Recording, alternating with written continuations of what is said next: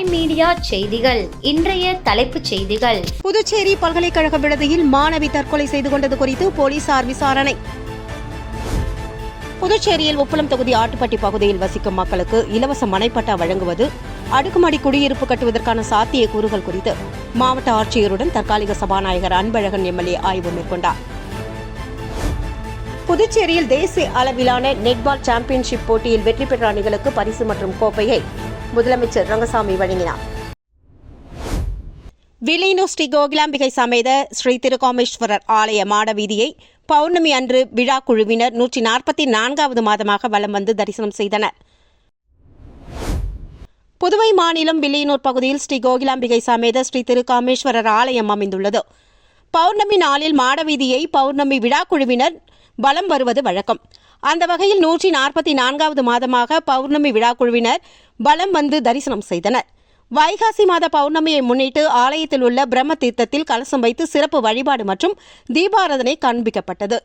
இந்த நாளில் பலர் திருமணம், குழந்தை வரம், சுகப்பிரசவம், கல்வி, வேலைவாய்ப்பு, குடும்ப பிரச்சினை தீர வேண்டிக் கொண்டு கலசம் ஏந்தி கோவிலை வலம் வருவது வழக்கம். மேலும் அவர்களுக்கு நினைத்த வேண்டுதல் நிறைவேறுகிறது என்றும் பக்தர்கள் கூறுகின்றனர். இதில் திரளான பக்தர்கள் கலந்து கொண்டு மாடவீதியை வலம் வந்து தரிசனம் செய்தனர். இதனையடுத்து பௌர்ணமி விழாவில் கலந்து கொண்ட பக்தர்கள் அனைவருக்கும் அன்னதானம் வழங்கப்பட்டது.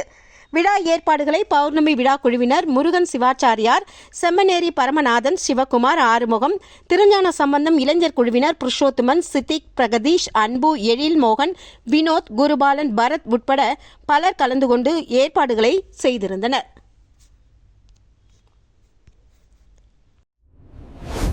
தமிழக முதல்வரை போன்று ஊழல் செய்ய மாட்டோம் என்று புதுச்சேரி முதல்வர் ரங்கசாமி கூற முடியுமா என முன்னாள் முதலமைச்சர் நாராயணசாமி சவால் விடுத்துள்ளார்.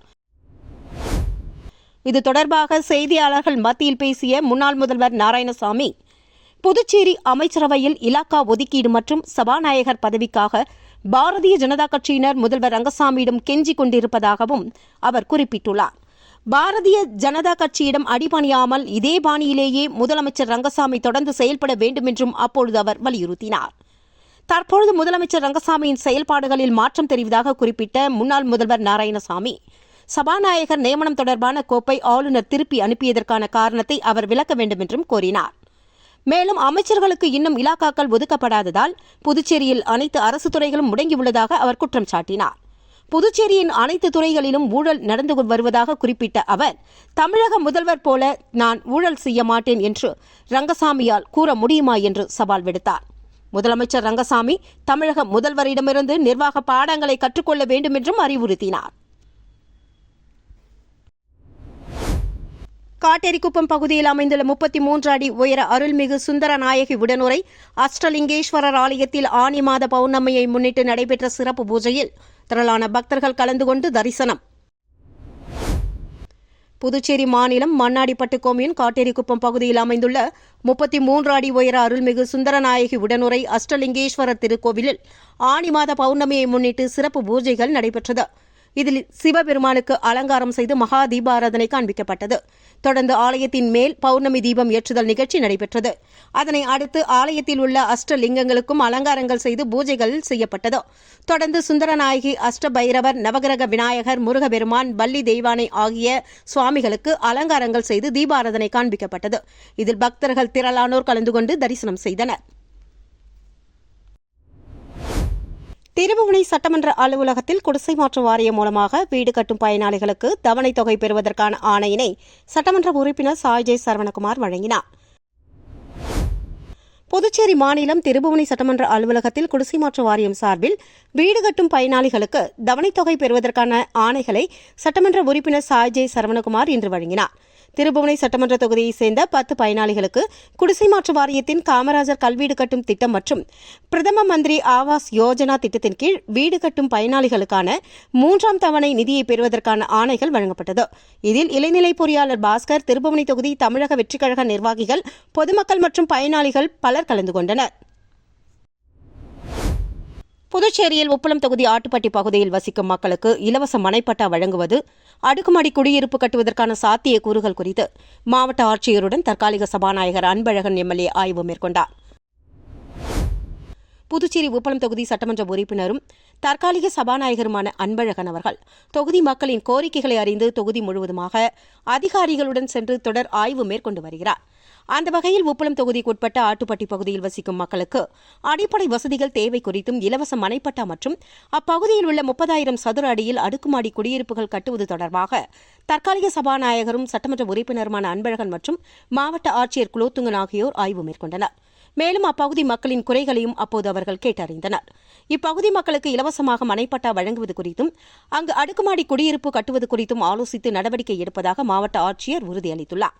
தொடர்ந்து செய்தியாளர்களிடம் பேசிய தற்காலிக சபாநாயகர் அன்பழகன் எம்எல்ஏ ஆட்டுப்பட்டி பகுதியில் உள்ள கூரை வீடுகளை கல்வீடாக மாற்றுவதற்கு உள்ள சாத்தியக்கூறுகள் குறித்தும் கோவில் நிர்வாகத்திடம் தடையில்லா சான்றிதழ் பெற்று அவர்களுக்கு கல்வீடு கட்ட நிதி உதவி பெற்று தருவது குறித்தும் மாவட்ட ஆட்சியரை அழைத்து வந்து ஆலோசனை நடத்தினேன் என்றும் அதற்கான சாத்தியக்கூறுகள் என்னென்ன குறித்து கலந்து பேசியதாகவும் தெரிவித்தார். இப்பகுதி மக்களின் அடிப்படை தேவைகளை பூர்த்தி செய்வதற்காக இந்த ஆய்வு மேற்கொள்ளப்பட்டதாகவும் அப்பொழுது அவர் தெரிவித்தார்.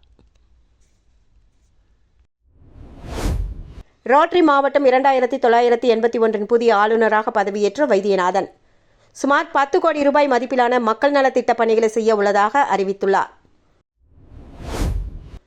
ரோட்டரி இன்டர்நேஷனல் மாவட்டம் 2981 26-27 ஆண்டிற்கான புதிய மாவட்ட ஆளுநராக வைத்தியநாதன் ஒருமனதாக தேர்வு செய்யப்பட்டுள்ளார்.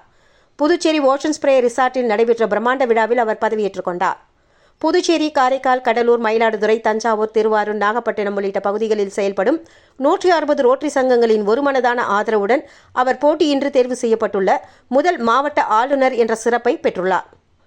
பதவியேற்பு விழாவில் பேசிய அவர் தனது ஓராண்டு பதவி காலத்தில் 10 கோடிக்கும் அதிகமான மதிப்பிலான மக்கள் நலத்திட்டங்கள் செயல்படுத்தப்படும் என்று அறிவித்தார். அதன்படி புதுச்சேரியில் அதிநவீன இரத்த வங்கி அமைத்தல், அரசு மற்றும் அரசு உதவி பெறும் பள்ளிகளில் ஸ்மார்ட் வகுப்பறைகளை உருவாக்குதல், ஏழை மற்றும் விதவை பெண்களுக்கு வாழ்வாதார உதவிகள் செய்தல், அரசு மருத்துவமனைகளுக்கு உயிர்காக்கும் மருத்துவ உபகரணங்கள் வழங்குதல் உள்ளிட்ட பல்வேறு சமூக நலத்திட்டங்கள் முன்னெடுக்கப்பட உள்ளதாக தெரிவித்தார். மேலும் புதிய மாவட்ட நிர்வாகம் மற்றும் 32 மண்டலங்களுக்கான உதவி ஆளுநர்களும் அப்பொழுது பொறுப்பேற்றுக் கொண்டனர். 2025-26 ஆண்டின் மாவட்ட ஆளுநர் லியோன் புதிய ஆளுநருக்கு அதிகாரப்பூர்வமாக பதவியை ஒப்படைத்தார். இதனைத் தொடர்ந்து Rotary Club of Pondicherry Pride அமைப்பின் 2026-27 ஆண்டிற்கான புதிய நிர்வாகிகள் பதவியேற்பு விழாவும் நடைபெற்றது. புதிய தலைவராக நவீன் பாலாஜி, செயலாளராக ரூபவேல் பொறுப்பேற்றுக் கொண்டனர். முன்னாள் மாவட்ட ஆளுநர்கள், ரோட்டரி நிர்வாகிகள், சமூக ஆர்வலர்கள், தொழிலதிபர்கள் மற்றும் ஆயிரக்கணக்கான ரொட்டேரியன்கள் கலந்து கொண்டு புதிய நிர்வாகத்திற்கு வாழ்த்துக்களை தெரிவித்தனர்.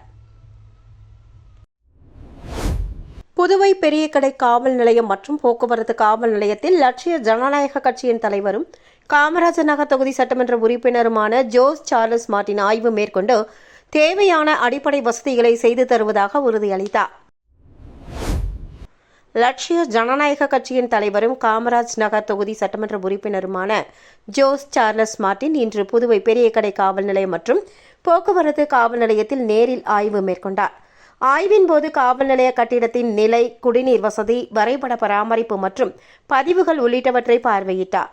மேலும் காவல் நிலைய வளாகத்தில் உள்ள கட்டிடங்கள் மற்றும் கழிவறை வசதிகளையும் ஆய்வு செய்து அவற்றை மேம்படுத்திட தேவையான நடவடிக்கைகளை உடனடியாக மேற்கொள்வதாக தெரிவித்தார். மேலும் போலீசாரின் கோரிக்கையாக தற்பொழுது பணியாற்றும் கட்டிடம் வாழ வசிக்க தகுதியற்ற கட்டிடமாக இருப்பதால் அதற்கான புதிய நிலைய கட்டிடம் அமைக்கும் தேவைகள், மின்கல ரோந்து வாகனங்கள் மற்றும் மின்சார இருசக்கர வாகனங்களுக்கான வசதிகள் செய்து தர கோரிக்கை விடுத்தனர். தொடர்ந்து பொதுமக்கள் மற்றும் காவல்துறையினரின் தேவைகளை கருத்தில் கொண்டு அனைத்து கோரிக்கைகளும் அடிப்படை வசதிகளும் விரைவாக நிறைவேற்றப்படும் என்று சட்டமன்ற உறுப்பினர் ஜோஸ் சார்லஸ் மார்டின் உறுதியளித்தார். புதுச்சேரியில் தேசிய அளவிலான நெட்பால் சாம்பியன்ஷிப் போட்டியில் வெற்றி பெற்ற அணிகளுக்கு பரிசு மற்றும் கோப்பையை முதலமைச்சர் ரங்கசாமி வழங்கினார். புதுச்சேரி முத்தியால்பேட்டை வாசவி பள்ளியில் நடந்த தேசிய அளவிலான நெட்பால் சாம்பியன்ஷிப் போட்டியில் வெற்றி பெற்ற அணிகளுக்கு முதலமைச்சர் ரங்கசாமி பரிசு மற்றும் கோப்பை வழங்கினார். புதுச்சேரி அமெச்சூர் நெட்பால் சங்கம் சார்பில் 5வது தேசிய அளவிலான ஃபாஸ்ட் 5 சீனியர் தேசிய நெட்பால் சாம்பியன்ஷிப் போட்டிகள் கடந்த 4 நாட்களாக நடைபெற்று வந்தது. இந்த போட்டிகளில் ஆண்கள் அணி மற்றும் பெண்கள் அணிகள் கலந்து கொண்டு விளையாடி வந்தன. முத்தியால்பேட்டையில் உள்ள வாசவி சர்வதேச பள்ளியில் நடந்த போட்டிகளில் நாட்டின் பல்வேறு மாநிலங்களைச் சேர்ந்த 520 வீரர்கள் பங்கேற்றனர். 104 பயிற்சியாளர்கள் இதில் பங்கேற்றனர். போட்டியில் ஆண்கள் பிரிவில் ஹரியானா அணி முதலிடமும், புதுச்சேரி அணி 2ஆம் இடமும், தெலுங்கானா 3ஆம் இடமும் பிடித்தது. இதேபோன்று பெண்கள் பிரிவில் பஞ்சாப் அணி முதலிடமும், ஹரியானா 2ஆம் இடமும், புதுச்சேரி அணி 3ஆம் இடமும் பிடித்து சாதனை படைத்தது. இதன் பரிசளிப்பு விழாவில் முதல்வர் ரங்கசாமி தலைமை தாங்கி வெற்றி பெற்ற அணிகளுக்கு பரிசு மற்றும் கோப்பைகளை வழங்கினார்.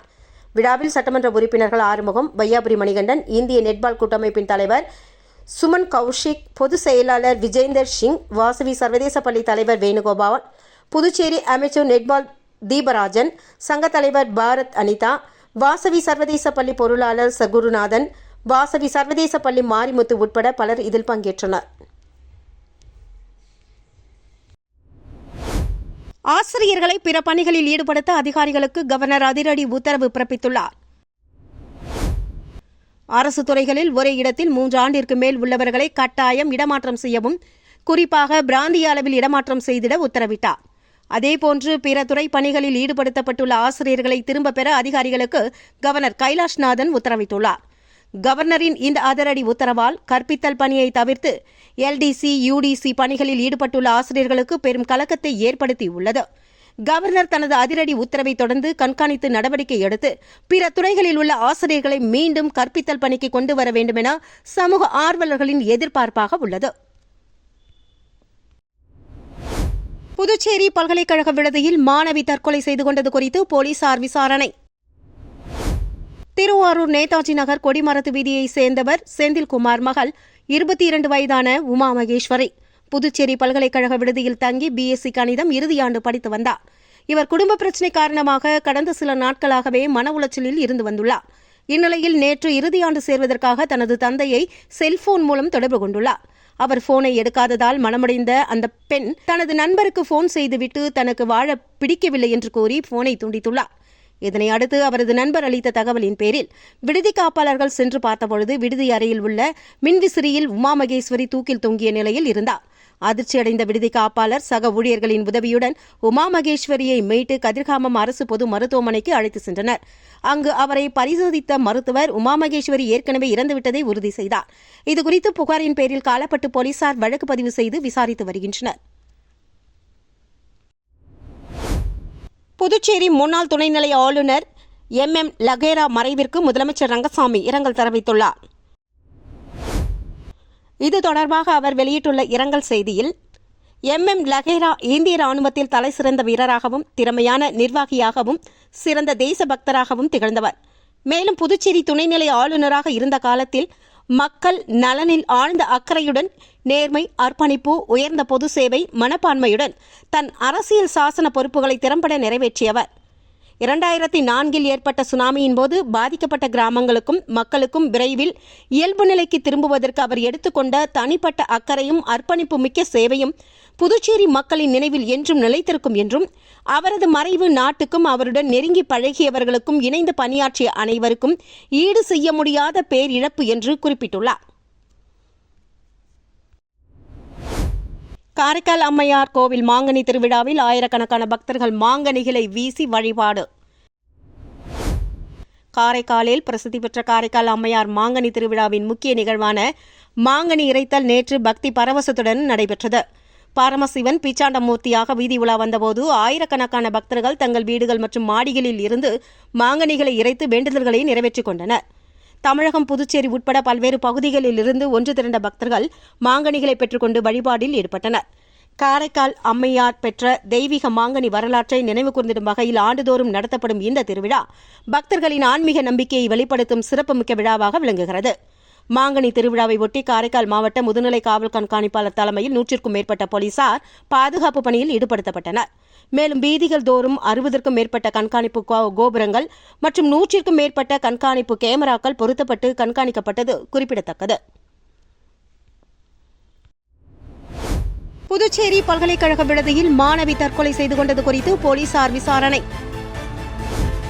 புதுச்சேரியில் உப்பளம் தொகுதி ஆட்டுப்பட்டி பகுதியில் வசிக்கும் மக்களுக்கு இலவச மனைப்பட்டா வழங்குவது, அடுக்குமாடி குடியிருப்பு கட்டுவதற்கான சாத்தியக்கூறுகள் குறித்து மாவட்ட ஆட்சியருடன் தற்காலிக சபாநாயகர் அன்பழகன் MLA ஆய்வு மேற்கொண்டார்.